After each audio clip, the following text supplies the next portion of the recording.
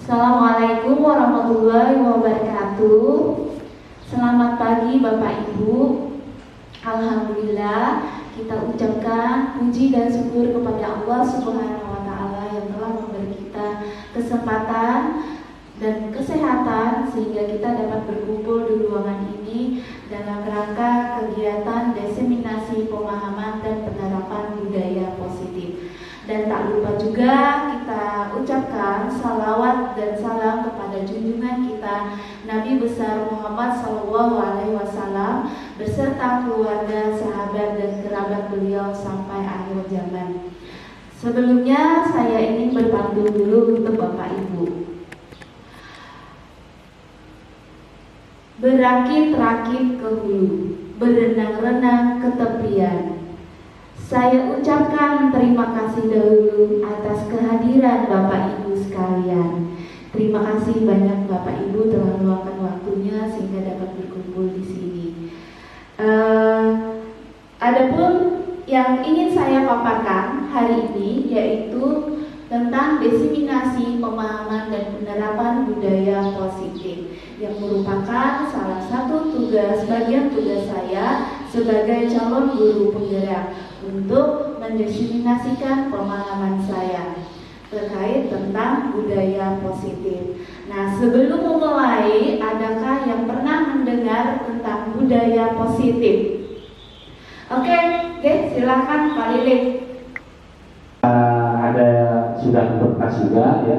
Artinya dia artinya membiasakan bahwa dirinya ini sudah arahnya sifatnya sudah mulai dewasa ya.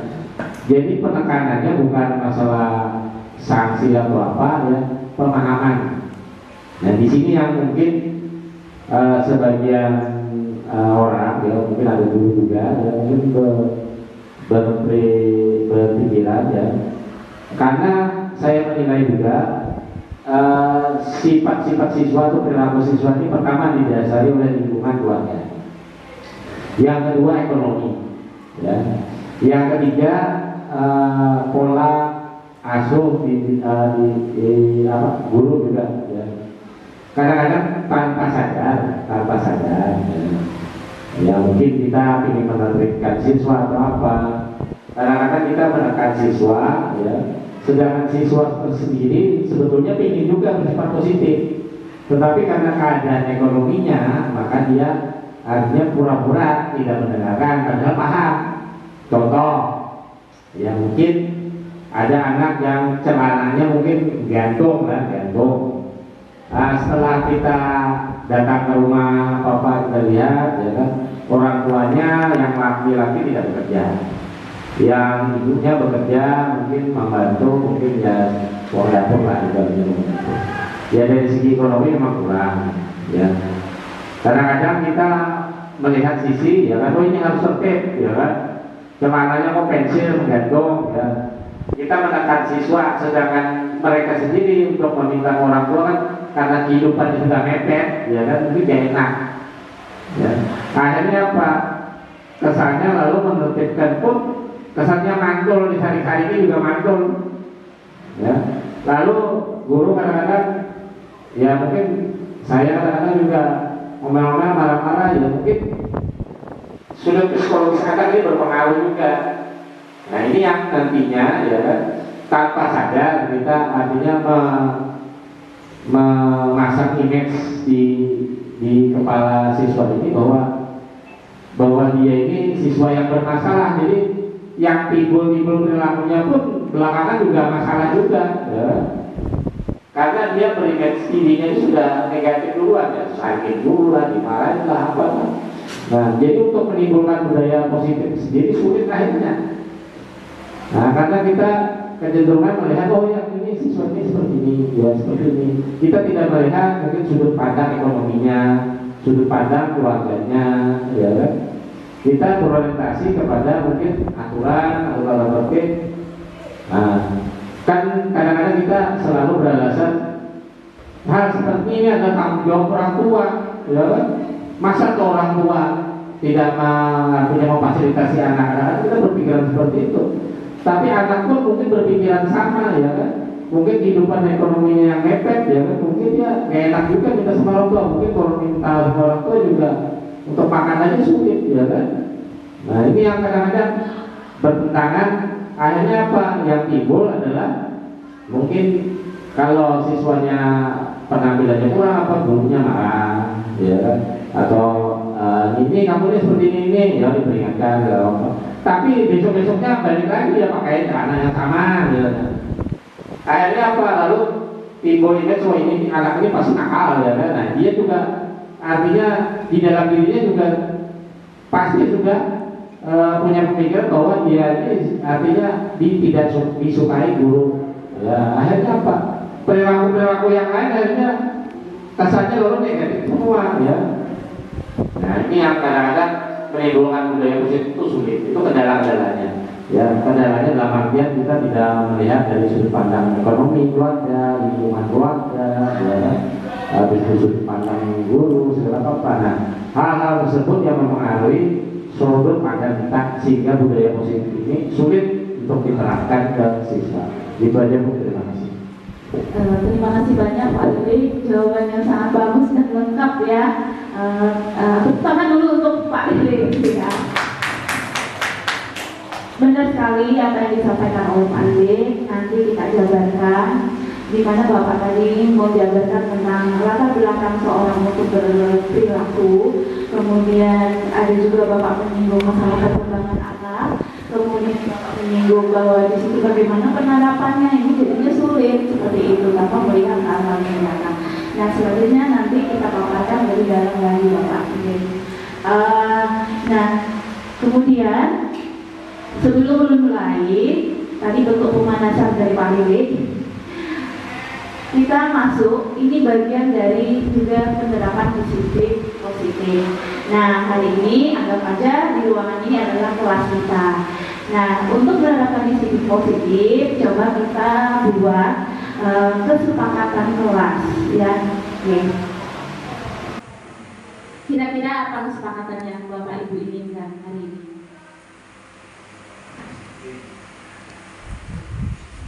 Apa? Meningkatkan disiplin. Lingkup ruangan kita aja Bapak. Oke. Untuk kegiatan hari ini. Mengikuti kegiatan dengan fokus, betul ya. Terus apa lagi? Memberikan pendapat yang jelas dan positif. Saling menghargai, menghormati. Ini benar itu. Ada lagi kira-kira? Perlukan budaya positif di sekolah dengan penerapan konsep-konsep inti. Jadi kita pahami dulu konsep tentang disiplin positif. Baru kita bisa mengimplementasikannya. Nah, konsep inti dari disiplin positif ini ada 6.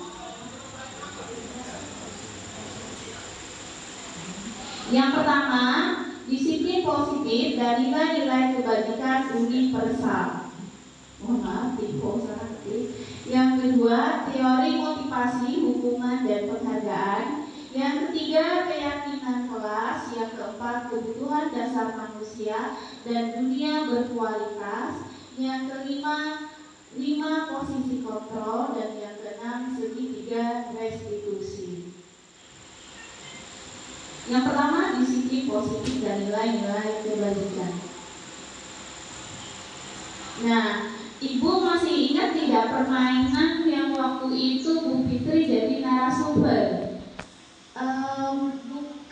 Coba buka. Masih ingat Bapak Ibu?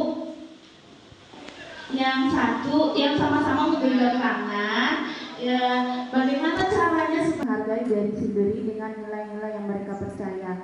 Murid tidak akan terpengaruh dengan adanya hukuman atau hadiah tadi. Intinya dia yang memiliki keinginan, dia yang menggerakkan dirinya sendiri. Nah itu, atau dia tidak merasa tertekan, tidak merasa takut, ya tetap aja jalan. Contohnya ada murid kita seperti itu, inisial R ya, kelas 11. apapun yang kita lakukan tetap dia hiperaktif di kelas, seperti itu kan? Nah, intinya kita tidak bisa mengontrol dia. Yang mengontrol dia itu adalah dirinya sendiri. Kemudian ilusi bahwa semua pengetahuan positif, efektif dan bermanfaat itu bisa aja ada yang nurut, ada yang tidak. Oke, itu tergantung anaknya. Kemudian ilusi bahwa kritik dan membuat orang merasa bersalah dapat menguatkan karakter. Pada saat menjelaskan siang-siang, aduh nak, jangan ribut, suara ibu nak. Berarti itu menanamkan rasa apa pada anak? Kasihankah atau merasa bersalah? Iya, memposisikan anak merasa bersalah. Kemudian nilai seharusnya kamu berbuat seperti ini, itu memaksa. Nah, ternyata ini tidak sesuai atau miskonsepsi. Intinya yang bisa mengontrol adalah untuk stimulus respon, yaitu realitas kita sama. Ternyata teori kontrolnya adalah realitas kita setiap orang memiliki gambaran yang berbeda. Intinya dari stimulus dan respon itu kita bisa berada di posisi teori kontrol. Mereka percaya adalah nilai-nilai kebajikan universal. Salah satunya adalah nilai-nilai kebajikan yang ingin dicapai oleh setiap anak Indonesia, yaitu profil belajar Pancasila. Dan untuk nilai-nilai universal ada saya share di grup SMAN 1 Batu Ampar di WA ya. Saya share di situ, itu adalah contoh-contoh kalimat atau kata yang bersifat universal. Nah, ini nanti ditindaklanjuti kata-kata atau kalimat universal ini di pembuatan keyakinan kelas untuk materi berikutnya. Motivasi perilaku manusia. Ada 3 motivasi perilaku manusia, yaitu yang pertama menghindari ketidaknyamanan atau hukuman, kemudian mendapatkan imbalan atau penghargaan dari orang lain, dan yang ketiga menjadi orang yang mereka inginkan dan menghargai diri sendiri dengan nilai-nilai yang mereka percaya. Kira-kira dari ketiga motivasi ini yang mana yang paling bagus? 1, 2, 3. Nomor 3. Ada alasannya? Menjadi apa yang ada pada dirinya sendiri. Itu kan menunjukkan bahwa dia memiliki motivasi.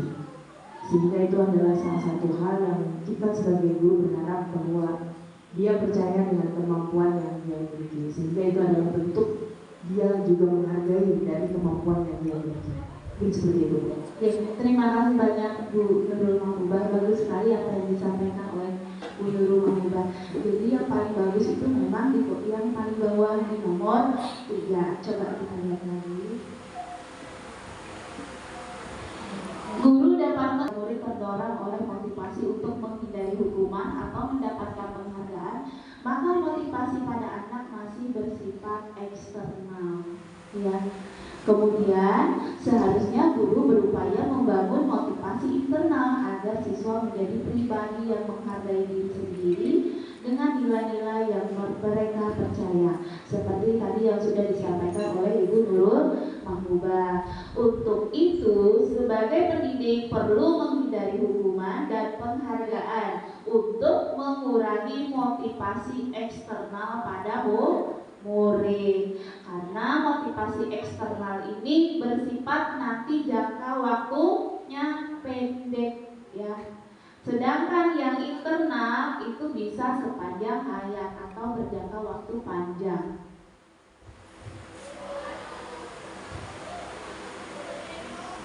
Hukuman, konsekuensi, dan restitusi.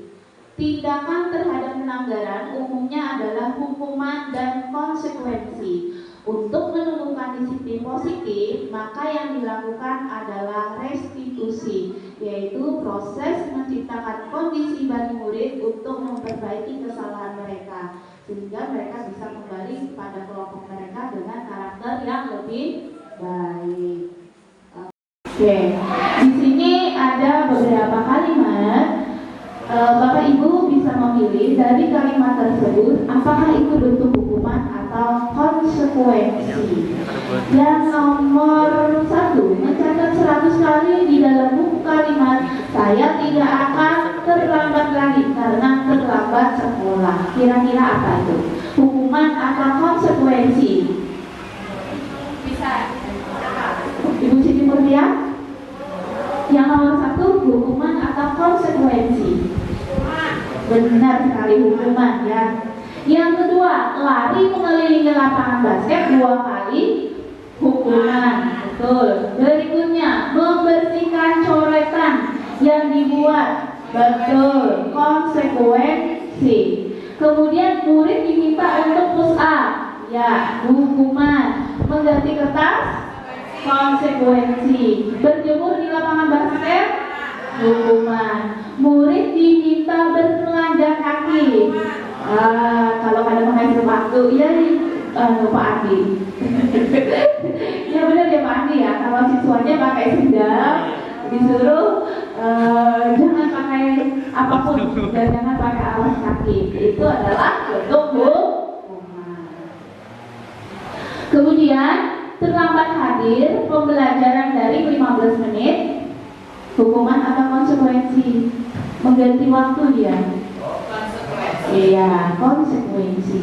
Lari mengelilingi lapangan basket 2 kali karena terlambat 10 menit untuk pelajaran PJOK. Iya, betul. Yang terakhir, konsekuensi. Kenapa bisa seperti itu? Betul. Nah, itu Bapak Kasarani, guru mata pelajaran PJOK. Iya, karena selaras dengan ilmunya. Ya, betul sekali. Membersihkan WC sekolah karena mematahkan pensil kawannya, hukuman. Kira-kira kalau yang kasus terakhir itu kalau dijadikan konsekuensi, apa yang harus dilakukan anak? Iya, mengganti pensil temannya yang dipatahkan.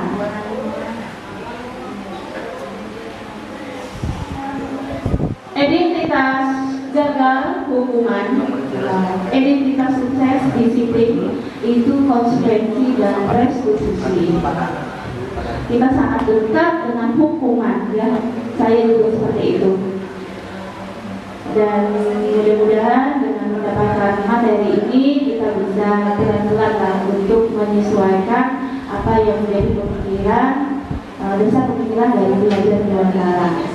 Sesuatu yang menyakitkan harus terjadi, benar ya? Hukuman itu seperti itu, ya. Kalau ada menyakitkan anaknya, itu lain hukuman, menyenangkan malah.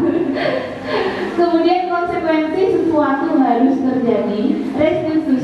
Restitusi merupakan pilihan. Misal, kasus terlambat. Guru, anggaplah di sini Pak Heri ya. Pak Heri jaga tiket di depan. Ada anak terlambat. Kata Pak Heri, push up 10 kali. Hukuman, menyakitkan. Kemudian kalau terlambat 10 menit misalnya, berarti ketinggalan pelajaran. Nanti kata Pak Heri, kamu minta sama gurunya untuk mencatat yang ketinggalan. Maka itu konsekuensi. Hukuman dan konsekuensi yang menentukan masih siapa? Pak Heri, ya enggak? Tapi di restitusi diserahkan ke anak permasalahannya. Bagaimana dia menanggapi kesalahan yang dia lakukan, seperti itu. Dia diberikan pilihan untuk memperbaiki kesalahan.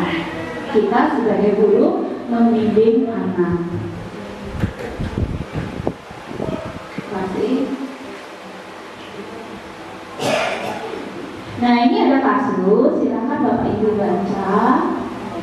Dari 3 motivasi perilaku anak, apa motivasi muridnya Ibu Anas?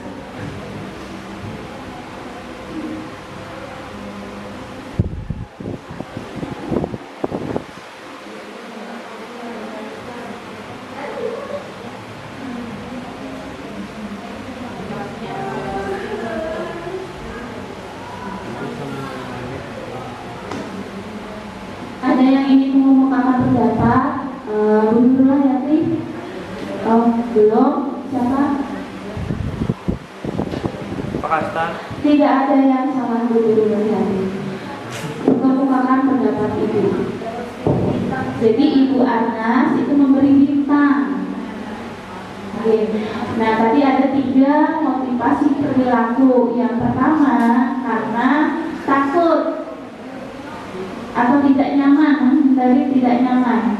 Yang kedua penghargaan. Yang ketiga menyadari bahwa itu adalah hal yang baik dilakukan.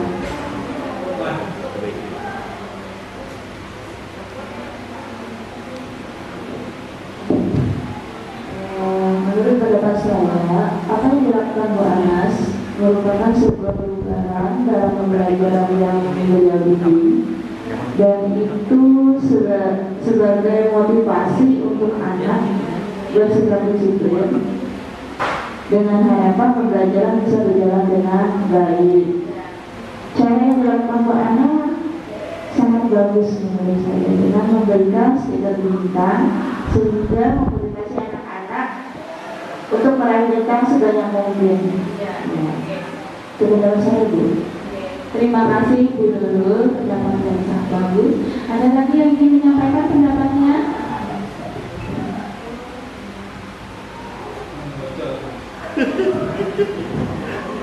Bapak kakak. Silakan Bu Nurul mengubah peserta yang sangat aktif. Terima kasih. Menambahkan dari pendapat Bu Nurul, mungkin salah satu upaya Bu Anas tadi dengan memberikan stiker bintang itu bisa berhasil. Namun ada dampaknya. Ternyata di sana disebutkan ketika kelas itu digantikan oleh Pak Heru tidak mengetahui tentang stiker bintang. Akhirnya anak-anak tidak disiplin ketika mereka mungkin dikasih stiker bintang. Nah, artinya di sini kita akan bisa mengambil kesimpulan bahwa anak-anak tadi bersifat disiplin atau memenuhi dengan apa yang harapan Ibu Anas itu tidak sesuai dengan yang kita harapkan. Mungkin ada kaitannya dengan penanaman budaya positif yang seperti apa seharusnya ditanamkan dalam diri seorang anak atau siswa-siswa. Mungkin seperti itu. Iya. Kalau dikaitkan dengan 3 motivasi Bu Nurul, sama-sama Nurul ini yang mana? Ya, berarti kan anak-anak itu motivasinya cuma imbalan saja. Betul sekali. Ya, jadi jawaban Ibu Nurul dan Nurul ini sama-sama melengkapi dan jadinya jawabannya jadi sangat bagus ya. Intinya seperti itu, bahwa yang dilakukan Ibu Anas itu adalah melatih kedisiplinan anak dalam mengantri. Cuma dia melakukannya dengan motivasi memberikan penghargaan, yaitu memberi bintang. Nah, ini adalah salah satu motivasi eksternal yang diberikan kepada anak. Namun ada efeknya seperti disampaikan oleh Ibu Rumah Kubah.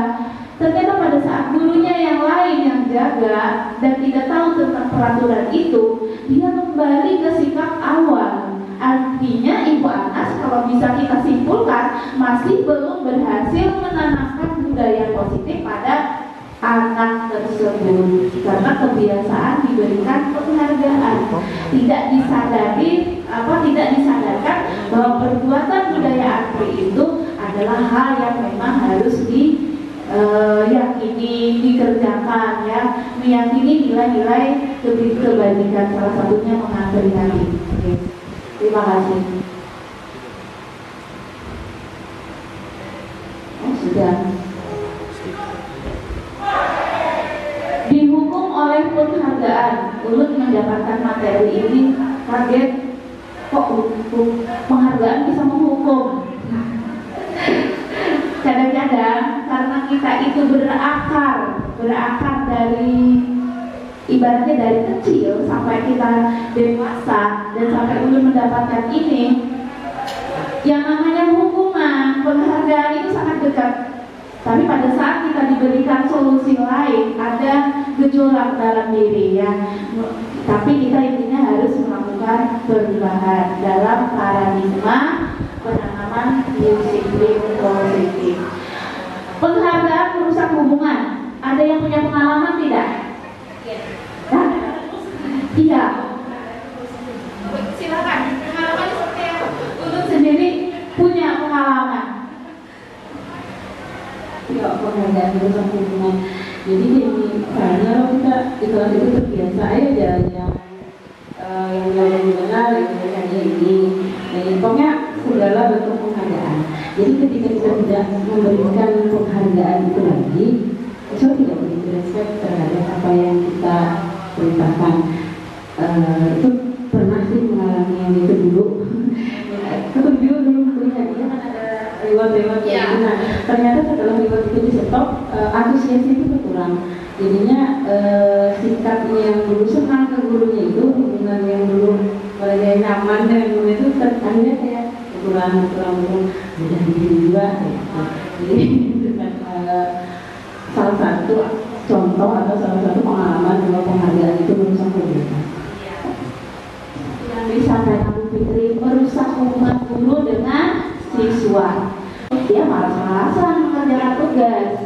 Kemudian penghargaan menghukum. Gimana? Penghargaan menghukum. Dulu SMP, kalau berapa penghargaan itu banyak penghargaan. Waktu SMP semester 1 juara yang dapat ranking 1, 2, 3 cuma disebutkan, tidak dikasih hadiah. Tapi di semester 2 pas kenaikan kelas, ya ranking 1, 2, 3 dikasih hadiah. Dulu ngiri, kenapa untuk kemarin tidak dikasih hadiah? Akhirnya perasaan merasa disakiti karena adil ini guru, seperti itu ya.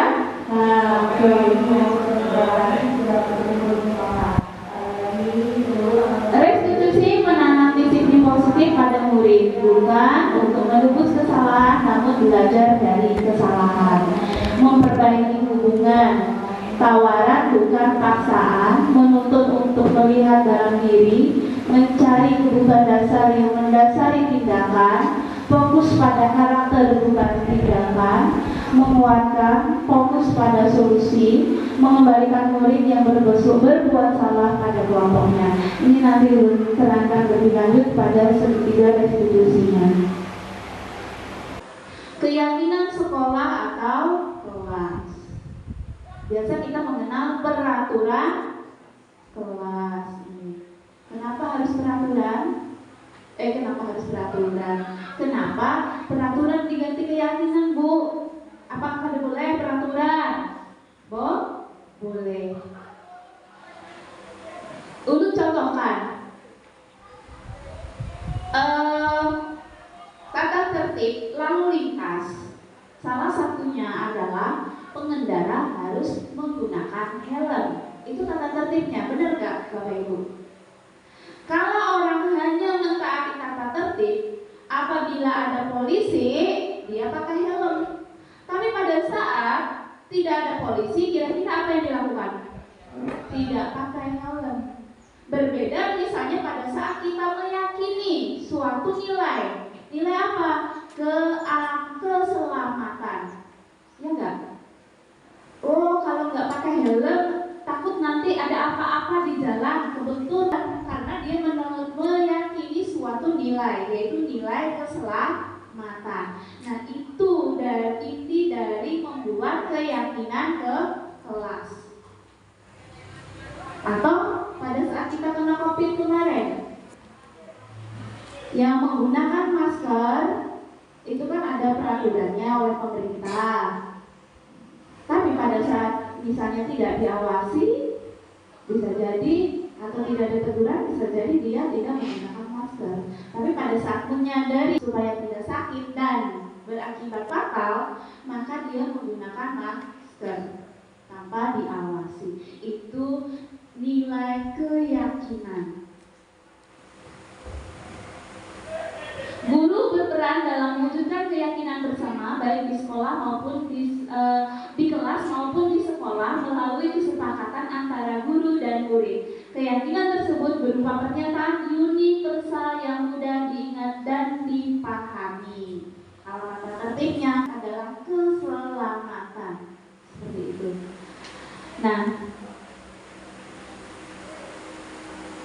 ini adalah langkah kita nanti. Kebetulan ini tahun ajaran baru, yang Bapak Ibu wali kelas, bisa dari peraturan yang Bapak Ibu buat, bisa kita buat menjadi keyakinan kelas. Apakah dilanggar peraturannya? Boleh saja sebagai rincian. Tapi nanti peraturan tersebut ada syaratnya lagi, harus seperti apa? Nah, ini adalah langkahnya. Yang nomor 1, berdiskusi memunculkan peraturan yang perlu ditaati warga kelas. Kemudian yang kedua, mengubah peraturan-peraturan menjadi kalimat yang positif. Kita sering, nanti dulu tampilkan hasil curah pendapat dari siswa. Kita menggunakan banyak tidak boleh, jangan. Nah, itu merupakan kalimat negatif. Kemarin gue konsultasi sama guru bahasa Indonesia tentang kalimat positif dan negatif. Maklum, lama sudah kada belajar bahasa Indonesia. Oke. Kemudian yang ketiga, menyarikan peraturan-peraturan menjadi nilai-nilai kebajikan atau keyakinan kelas. Yang keempat, berdiskusi mengenai gambar perilaku yang mencerminkan keyakinan kelas. Dan yang kelima, berdiskusi mengenai perasaan seluruh warga kelas dan meninjau ulang keyakinan kelas dari waktu ke waktu.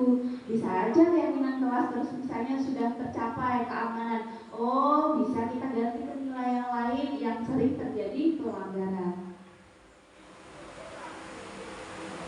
Nah, ini adalah salah satu kegiatan membuat keyakinan kelas di kelas 12 IPA 1. Curah pendapat, kemudian dituliskan di kertas, ditempel. Dan tulisan yang ditulis anak itu semuanya semuanya bisa dipakai. Ada yang nyeleneh Bapak Ibu, ya, boleh makan, misalnya seperti itu. Kita yang menuntun mereka bisa menyaring yang mana yang memang bisa kita terapkan sesuai nilai-nilai kebajikan. Nah, ini adalah hasil yang saya sepakati, tapi masih dalam bentuk kalimat negatif seperti itu.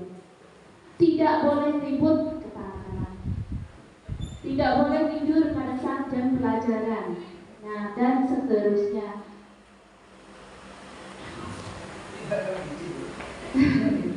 Tidak boleh izin bolak balik, berarti ya temannya paham yang izin bolak balik itu alasan aja. Oke, sepakati dan akhirnya nanti menjadi keyakinan kelas 12 IPA 1. Dan itu harus dikerjakan bersama anak. Jangan gurunya yang membuat. Kalau gurunya yang membuat berarti bukan kesepakatan, ya. Jadi kita kemarin sudah membuat nilai-nilai keyakinan kelas, ya. Namun belum kita buat print out-nya. Dan ini sudah di print out, tinggal penandatanganan kesepakatan kelas. Diminta nilai-nilai yang ada ini benar-benar diterapkan, dijalankan, ya. Dan kita sudah membahas kemarin, mendiskusikan nilai-nilai ini apa cerminan sikap dan tingkah laku yang mencerminkan nilai ini, ya, yang kalian yakini. Oke, sekarang silakan kalian menandatangani kesepakatan kelas ini. Boleh bergantian, silakan maju, tanda tangan dan tulis nama. Ayo, ya, Mas Ojak. Ya.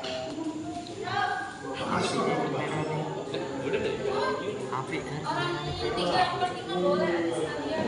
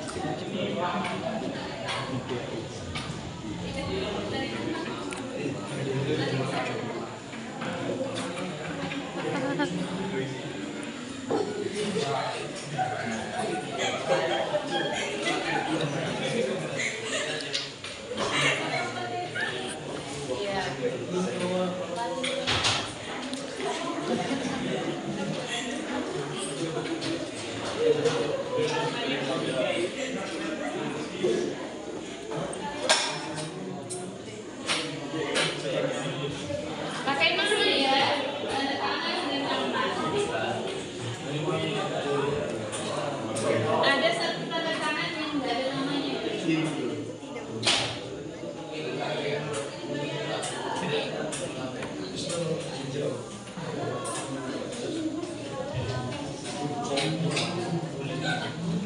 Ini tanda tangan kontrak perjanjian antara ibu dengan pria. Kalau kalian melanggar berarti melanggar apa yang kalian sepakati, ya.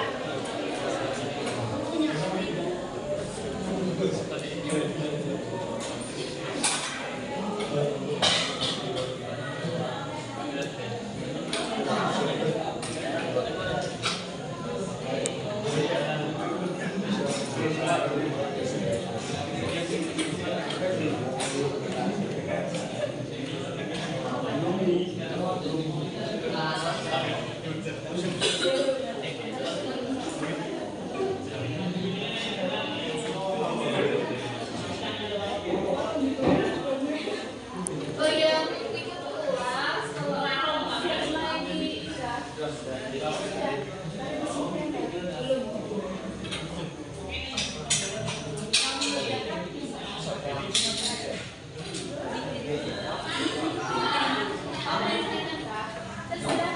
Kalau ngomong tema itu ada tinggal diganti nama. Oke nih.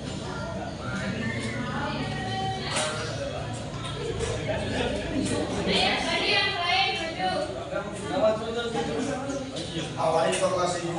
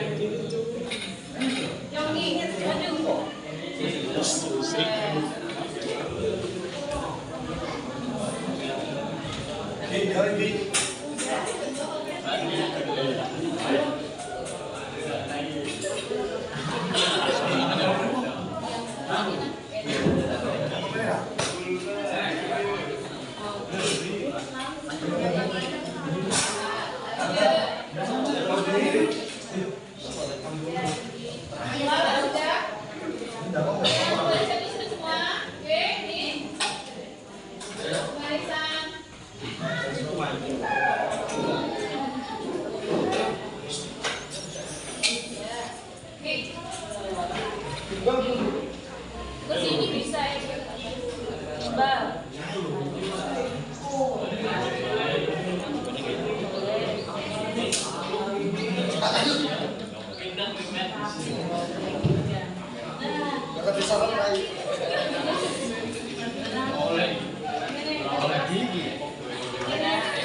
Jenenge Bu. Hah? Jenenge ya?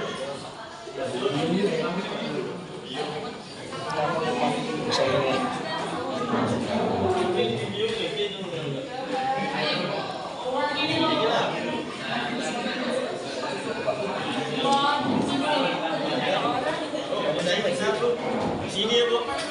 Tidak boleh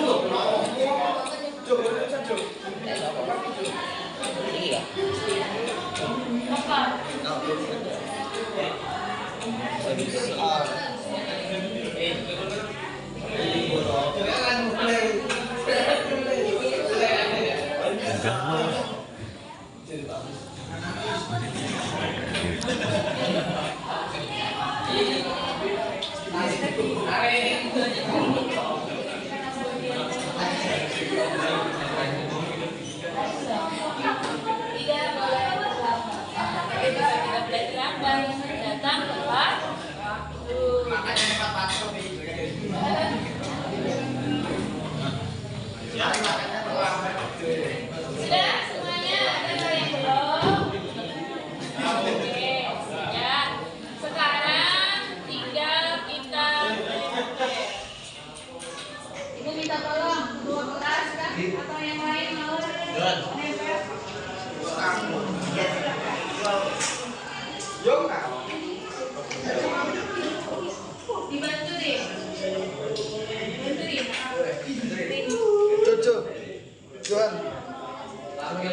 Ya,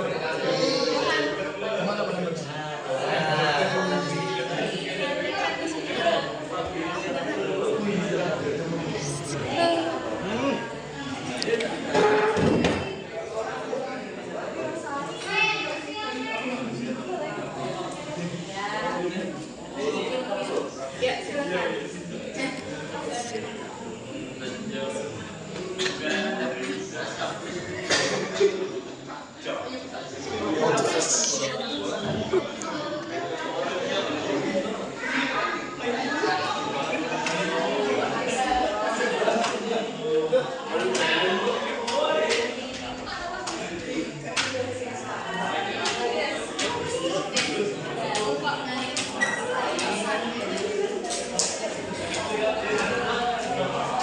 Ya, terima kasih.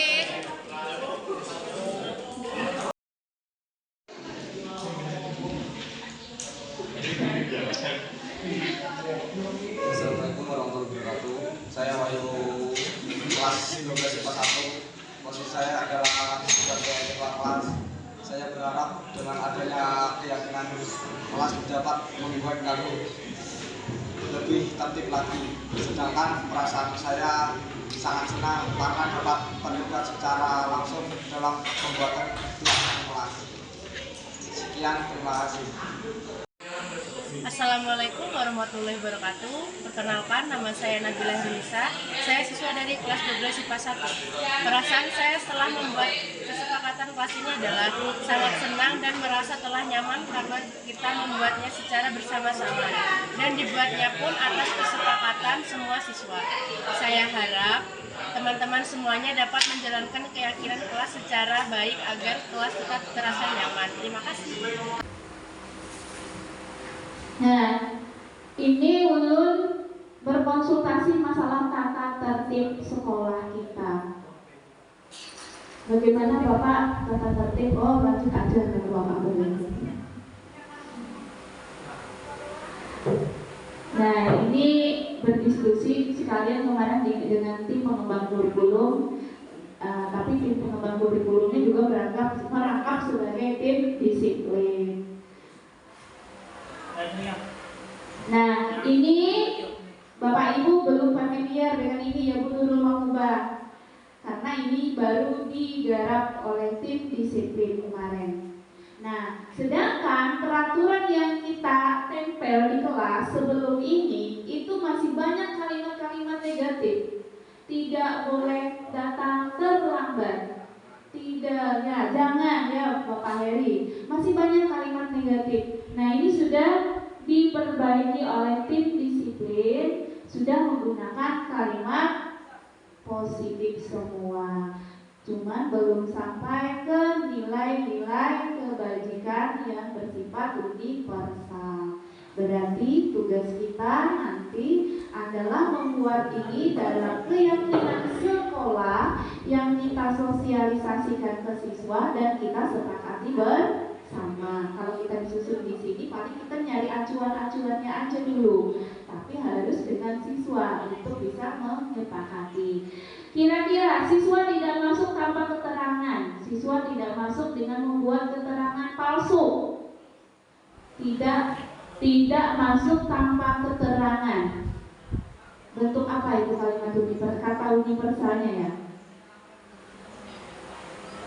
Menghargai kedatangan guru. Tidak, bisa aja kita angkat itu masuk salah satu nilai keyakinan menghargai orang lain. Keterangan palsu, berbohong, berarti nilai universalnya apa? Jujur. Misalnya siswa SMA N1 Batu Ampar menjunjung tinggi kejujuran, kayak gitu ya Bu Fitri. Nah, itu PR kita. PR yang sulit. Insya Allah nanti kita bergerak dengan tim di sini.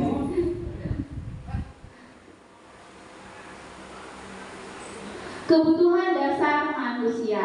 Setiap orang berperilaku, bertindak yang disampaikan oleh Pak Lilik tadi, itu ada latar belakangnya. Apa yang mendasari hal tersebut? Yang pertama hidup. Yang kedua, kebebasan, kesenangan, penguasaan, kasih sayang, dan rasa diterima. Bertahan hidup. Kira-kira apa bertahan hidup?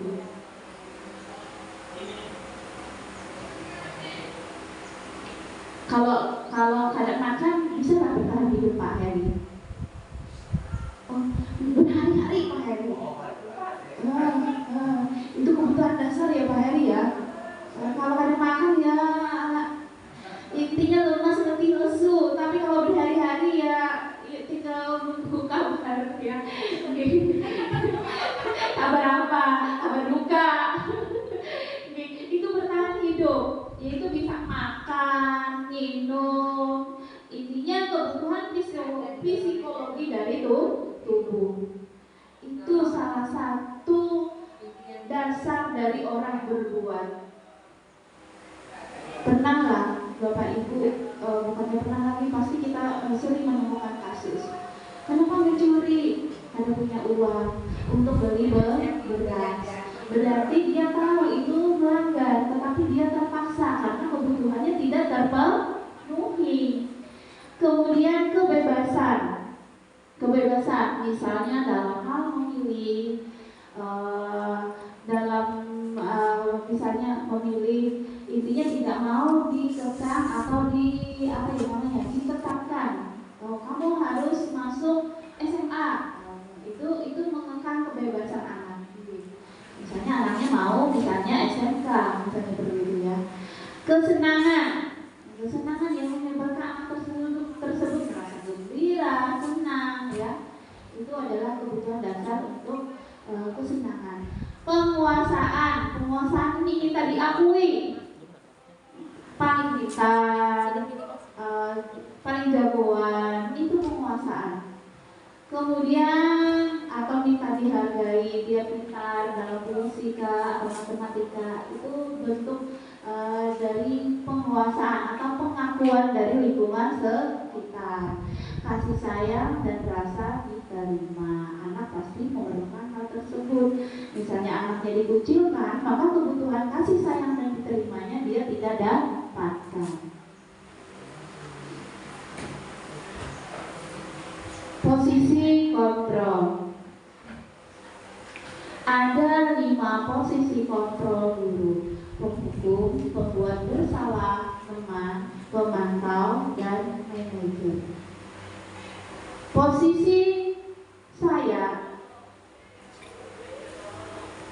penghukum pernah, pembuat rasa bersalah lumayan sering, jadi teman sangat sering, pemantau ada juga, manajer belum sepenuhnya ya, walaupun mungkin ada di bagian-bagian tertentu kita bersikap seperti manajer, tapi belum sepenuhnya. Bersikap seperti teman, benar nggak? Iya betul, maksudnya Ibu Leninya ya, atau cara kontrol yang paling tepat, teman.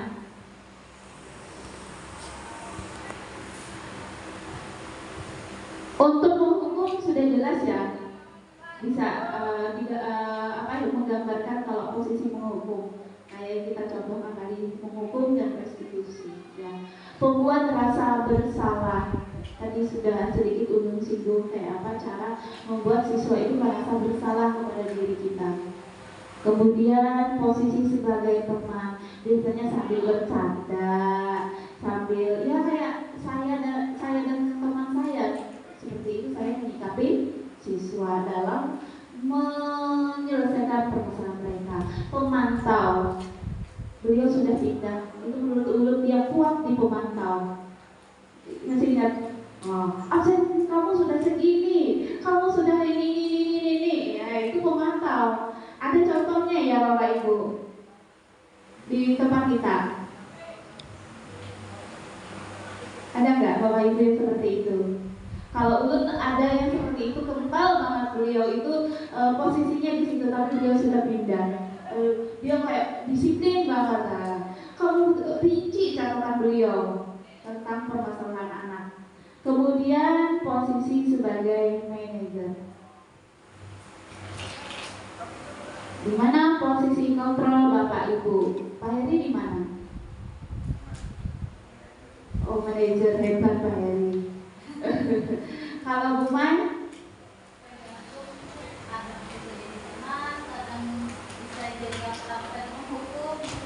Iya. Dominannya?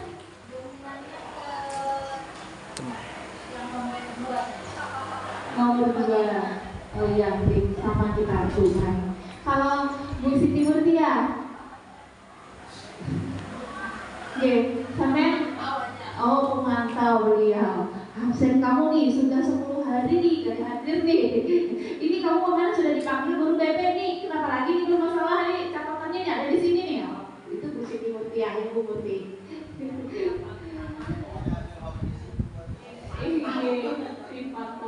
Dari kelima posisi kontrol tersebut, maka sebaiknya guru menggunakan posisi kontrol sebagai manajer, seperti pilihannya Pak Heri tadi.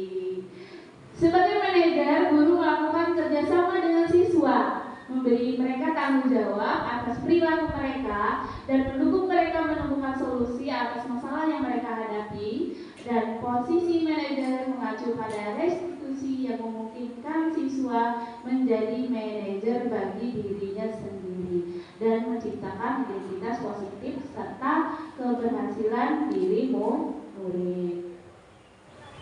Segitiga restitusi. Ada 3 tahapan segitiga restitusi, yaitu menstabilkan identitas, validasi tindakan yang salah, dan menanyakan keyakinan. Oke.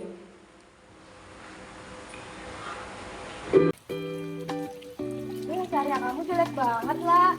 Masa ngejek, emang punya kamu bagus. Bagus, itulah punya kamu jelek, bulat-bulat begitu, nggak rapi. Ini sombong banget, gak usah ngejek punya aku. Ada apa ini? Apa dipakai kamu di sini? Ini aku ngajak saya katanya jelek. Iya bu, dia tuh bentuknya nggak rapi bu. Sudah, oke? Sudah. Sekarang ikuti ibu ke ruangan ibunya. Ayo.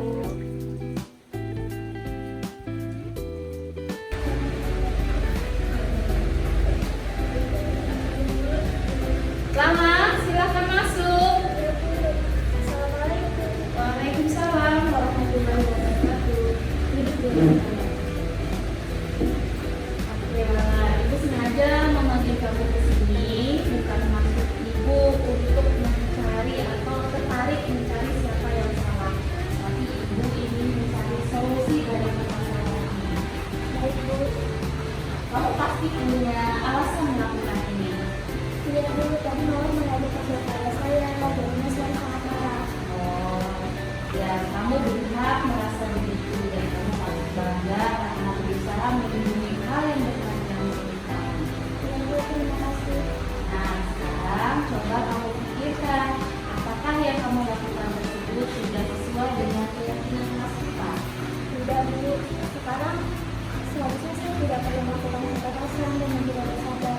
Benar sekali Lala, dengan sikapmu seperti itu, maka kamu telah menerapkan keyakinan kelas, yaitu menjaga keamanan. Sekarang coba kamu pikirkan bagaimana memperbaiki kesalahan tersebut. Oke? Iya bu, terima kasih. Nah, sekarang silakan kamu duduk di luar. Ibu ingin menemui Mawar.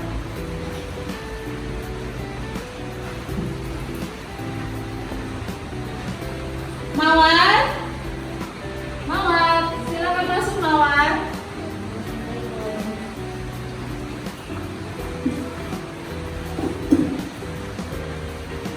Oke, seperti yang Ibu sampaikan dengan Lala bahwa di sini Ibu tidak tertarik mencari siapa yang salah. Namun yang penting adalah bagaimana kita menyelesaikan masalah ini dengan baik.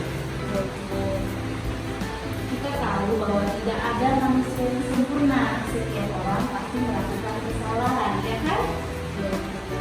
Nah, kamu pasti punya alasan mengapa kamu melakukan hal tersebut. Ya bu, kan tadi yang saya buat emang lebih bagus daripada pengenalan. Oh, seperti itu ya. Dari sikap tersebut menurut kamu apakah sesuai dengan nilai-nilai yang kita yakini? Coba kamu ingat lagi nilai-nilai keyakinan kelas yang telah kita sepakati. Nah, kira-kira nilai apa yang tidak sesuai dengan perbuatan kamu? Ya Bu, saya ingat nilai-nilai yang tidak sesuai adalah saya tidak menghormati orang lain. Lala, masuk Lala. Ya, silakan duduk bersama Lala.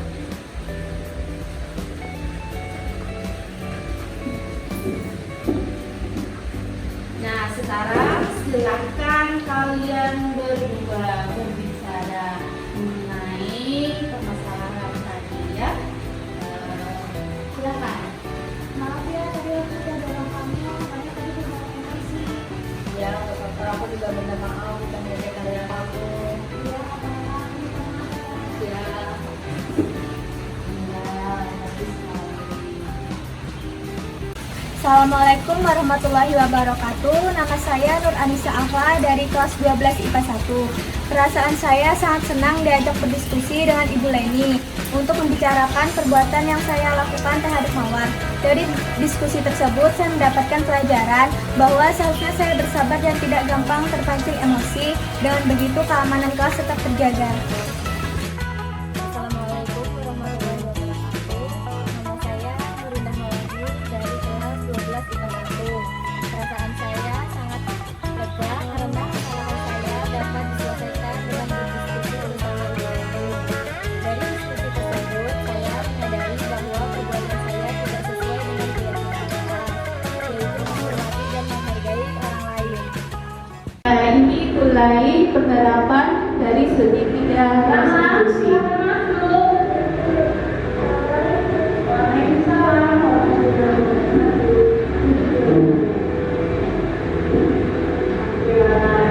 Nah, tahap pertama yaitu menstabilkan identitas dengan tujuan mengubah identitas anak dari orang yang gagal pernah melakukan kesalahan menjadi orang yang sukses. Ini contoh-contoh pertanyaan atau pernyataan yang diajukan ke siswa.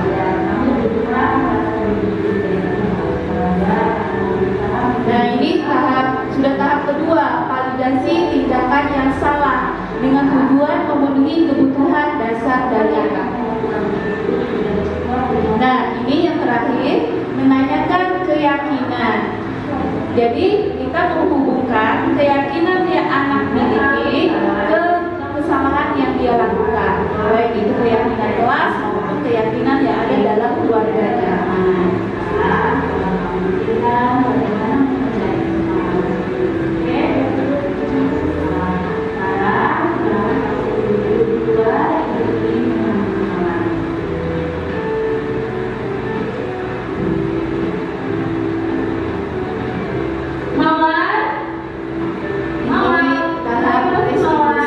Yang kedua untuk anak yang berikutnya. Oke, seperti yang Ibu sampaikan semua bahwa Ibu tidak tertarik mencari siapa yang salah, namun tidak tertarik mencarikan kesalahan, tapi menstabilkan identitas. Kita tahu bahwa tidak ada yang sempurna, setiap orang pasti melakukan kesalahan, ya kan? Kamu pasti punya alasan, maka kamu melakukan hal tersebut. Menanyakan alasan suatu tindakan merupakan salah satu langkah validasi tindakan yang salah.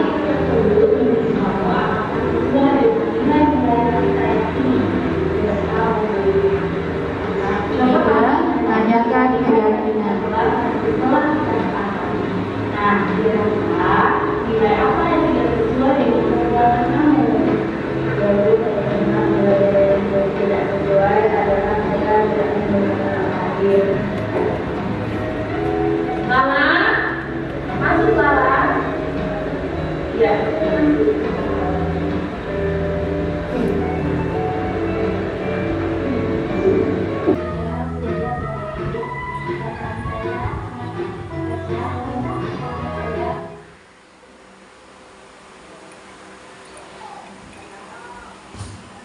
Adalah salah satu contoh menangani pelanggaran yang dilakukan anak, di mana pelanggarannya itu adalah yang pertama, tidak menghargai orang lain dengan menjelek-jelekan hasil karya orang lain. Yang kedua, karena mungkin dia marah, akhirnya dia melakukan kekerasan. Jadi ada dua pelanggaran yang dilakukan oleh anak. Nah, tahapan yang saya lakukan dalam dalam memecahkan masalah tersebut, yaitu saya menggunakan pendekatan segitiga restitusi, di mana segitiga restitusi tersebut ada 3 langkah, ada 3 tahapan. Yang pertama, membalikan identitas. Biasanya membalikan identitas ini identik dengan pernyataan guru, tidak ada manusia yang sempurna. Semua orang pasti pernah bersalah. Nah, itu adalah pembalian identitas. Yang kedua, validasi perbuatan. Untuk validasi perbuatan, biasanya pernyataan yang dinyatakan oleh seorang guru ini bisa berupa misalnya wajar kamu bersikap seperti itu, jadi ada pengakuan dari kesalahan di situ ya. Adalah tahapan validasi. Sedangkan menanyakan keyakinan, yang ditanyakan guru bisa seperti ini. Apa itu mulai dari filosofi pemikiran Ki Hajar Dewantara, nilai dan peran guru penggerak dan visi guru penggerak. Ki Hajar Dewantara, kita ketahui beliau adalah Bapak Pendidikan Nasional Indonesia, di mana beliau memperjuangkan kemerdekaan dengan melalui jalur pendidikan, di mana pemikiran-pemikiran beliau ini sangat banyak dalam dunia pendidikan. Nah, apa keterkaitannya? Yaitu ada salah satu filosofi pemikiran Ki Hajar Dewantara bahwa beliau menyatakan pendidik itu adalah petani, ya. Seorang petani yang ingin menanam padi, otomatis dia harus menyiapkan lahan. Supaya tumbuh bagus, di mana lahannya? Ya harus bersih, dikasih pupuk, dikelola tanahnya, kemudian hama penyakitnya dibasmi. Nah, itu adalah peran petani. Maka layaknya seorang pendidik juga harus seperti itu, untuk menuntun tumbuh kembang anak di lingkungan aman dan nyaman supaya maksimal perkembangan karakter mereka. Nah, untuk bisa menuntun anak sesuai dengan kodratnya, maka seorang guru harus memiliki nilai-nilai dan peran, ya. Sedangkan untuk mewujudkan lingkungan aman dan nyaman, maka seorang guru dapat menerapkan budaya positif di kelas atau di sekolah. Dengan kemampuan menuntun yang baik serta terciptanya lingkungan yang aman dan nyaman, maka visi saya sebagai seorang guru dan visi sekolah akan lebih mudah dicapai, di mana visi saya dan visi sekolah itu sejalan, yang ujungnya bermuara pada pembentukan karakter profil pelajar Pancasila. Oke, Bapak Ibu, adakah yang ingin ditanggapi dari apa yang saya sampaikan? Gimana? Kalau tidak ada waktu, mengingat kita masih ada kegiatan berikutnya, yaitu rapat, dan hari ini hari Jumat. Jadi kalau misalnya ada kendala nanti membuat keyakinan kelas, ulun bersedia mendengarkan Bapak Ibu. Tapi Bapak Ibu sudah hebat semua. Ya, terima kasih atas waktu dan atas waktu dan kesediaan Bapak Ibu guru duduk di sini mendengarkan ulun sambil terkatung-katung. Mudahan apa yang saya sampaikan bisa bermanfaat, dan kalau ada kesalahan saya dalam menyampaikan itu semata-mata dari saya. Saya ucapkan terima kasih sekali lagi, terima kasih banyak. Assalamualaikum warahmatullahi wabarakatuh.